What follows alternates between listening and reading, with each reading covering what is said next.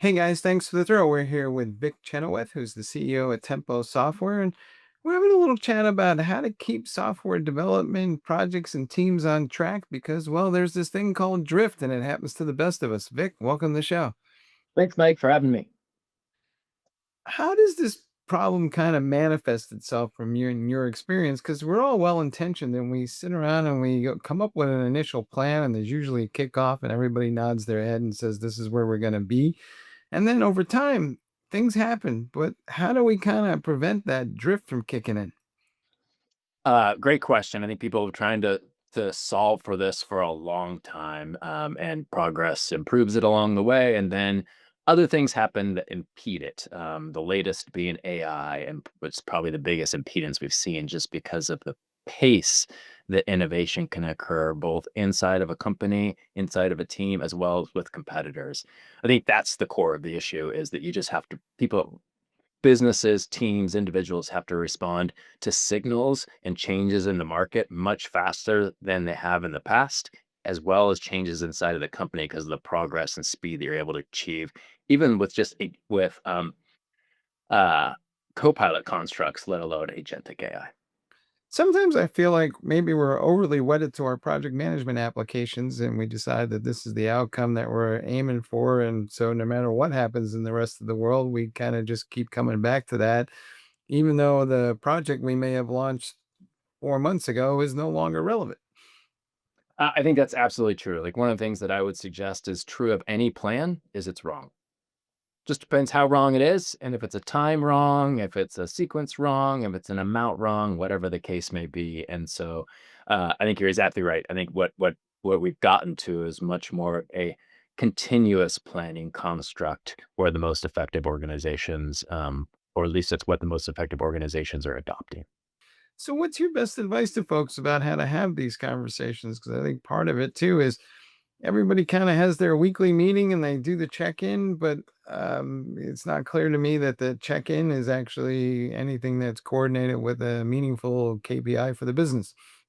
So I think where we've gotten to today is that you need data to support those check-ins. Those check-ins are pretty oriented towards a team or a set of teams. You might even get to a program level with those check-ins, but things change so fast across an organization. There's a data requirement to go, hey, what has changed that potentially impacts what we're doing, what this program is doing, so on and so forth. And so it's really a data element, and it's a real-time data element. So basically planning and orchestration at the speed of AI. And another thing there is just dropping, probably knocking down the historical walls that occurred and the processes associated with this historical walls. And what I mean by that is, product organization relative to the engineering organization. They work closely together throughout time, I would suggest, at least the most effective have. They're just more like in real time synchronicity relative to what they've done historically.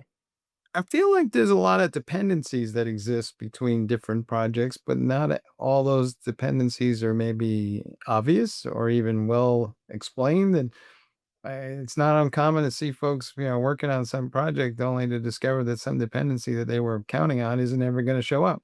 So, how do we kind of like have this conversation in a way where we understand, like, if a team decides to abandon a particular project, the downstream implications of that decision?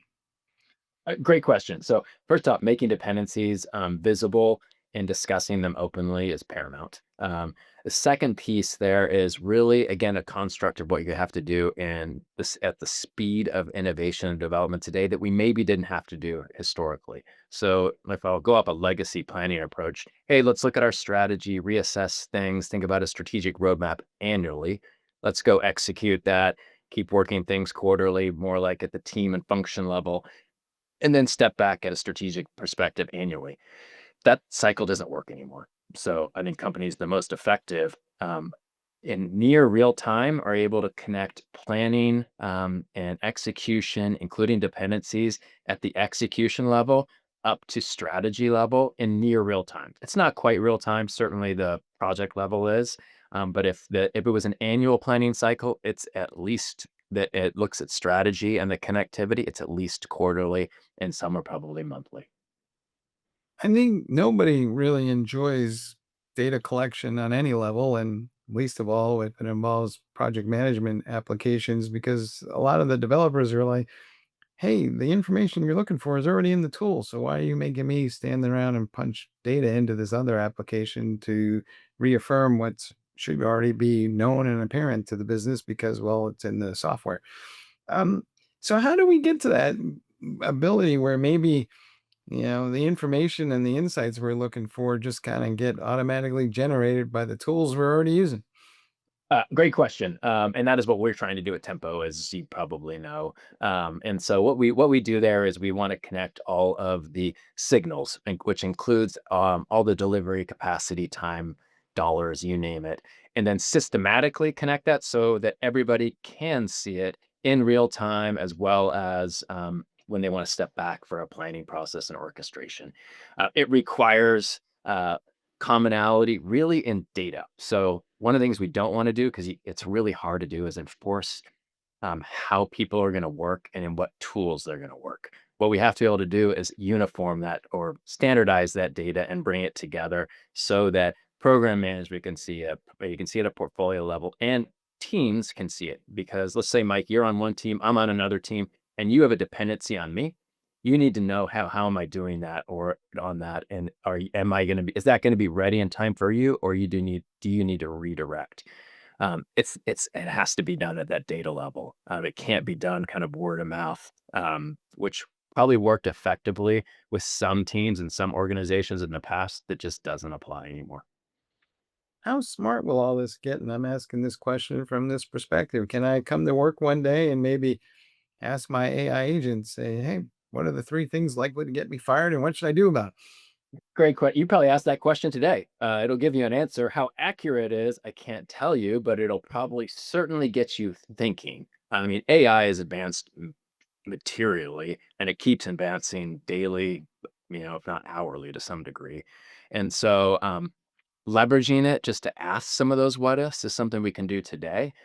What we're trying to do, I think, was really important for engineers and product organizations, really delivering any product or service as we're innovating, is accelerating the planning and orchestration of the work, because that hasn't naturally or been the first thing out of the gate to apply AI to. It's really been, how do we develop faster? How do we innovate faster? But now that we've done that, how do we orchestrate and plan work more effectively so we can actually get the outcomes and optimize the deployment of, whether it's the combination of human engineering and agentic engineering? So, what do you kind of see organizations doing these days still that makes you shake your head a little bit and go, geez, folks, I think we need to be a little bit smarter than that? I think the most common thing that I see, and I've seen this at Tempo and had to go, hey, we've got to think about this differently, is, hey, I have a mindset of I'm going to keep doing it the way I've always done it. And I'm going to try to leverage AI in that construct of how I've always done it. And the folks who are making the most progress, doing things, kind of getting the most value of AI at the speed of AI, so to speak, step back and re-engineer those processes. They go, look, I need to have an AI centric view of the world versus my legacy centric view of the world.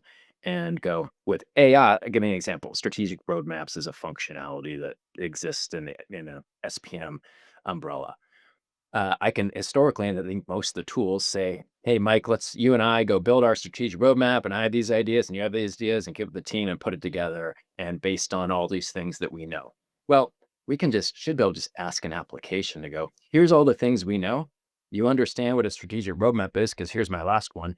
Synthesize this for me, and then let me respond to it, and then adjust from there." It's a different way of looking at the world, including how you even build that strategic roadmaps functionality, just using that as an example.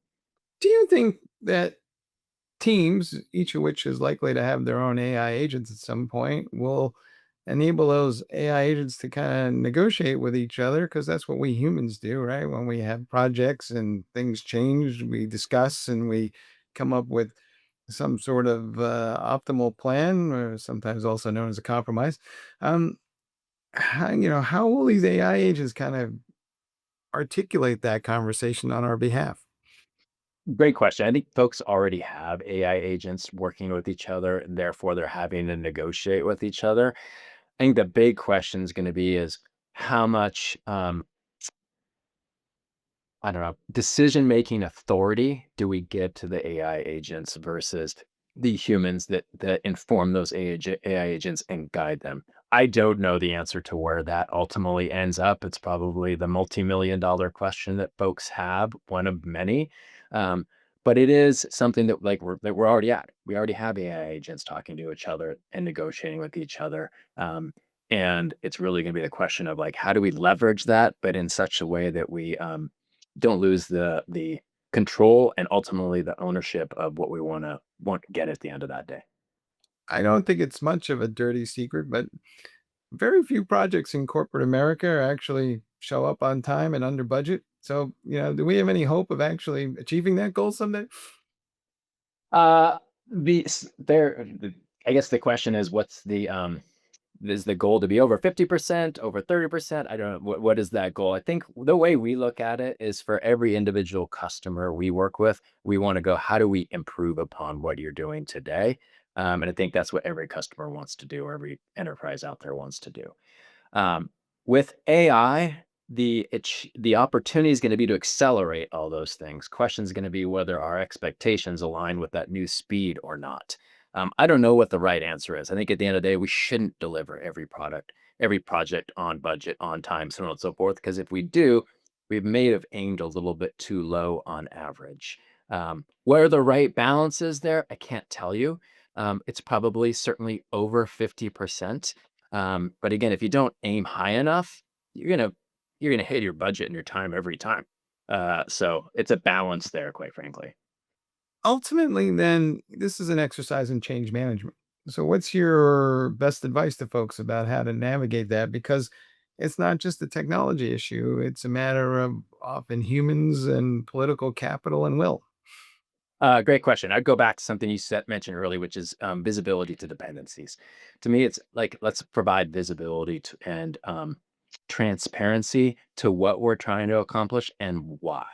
So a lot of folks have been afraid, and they continue to be a little bit fearful of, oh, AI is going to displace me. I'm not going to have anything to do, so on and so forth. Um, and if you have that, come at it from a fear of your approach is to kind of be protectionist of jobs, that's going to be a hard way to win at the end of the day. However, if you go, hey, this technology is here, it's going to move forward. How do I leverage it to do what we want to accomplish faster, better, less cost, so on and so forth? The way I always think about it is I want to automate myself out of a job anyway, because there's always something more important to do. And so I think people just have to have alignment on why and what we're trying to accomplish so that you can actually get everybody participating in it. Because without everyone participating or the majority, it's really hard to move it forward. And in my experience, if people understand the why and have had a chance to contemplate it, internalize it, discuss it, they'll own the what, the when, the how. And so I think it's really a transparency. And I would suggest that's probably the most important part of any sort of change management initiative is making sure that folks understand visibility to why we're doing this change. All right, folks, you heard it here. Hey, even in the age of AI, it's still true that if you want to shoot for the moon, maybe aim for the stars. Hey, Vic, thanks for being on the show. Thanks, Mike. Appreciate it. All right, and back to you guys in the studio.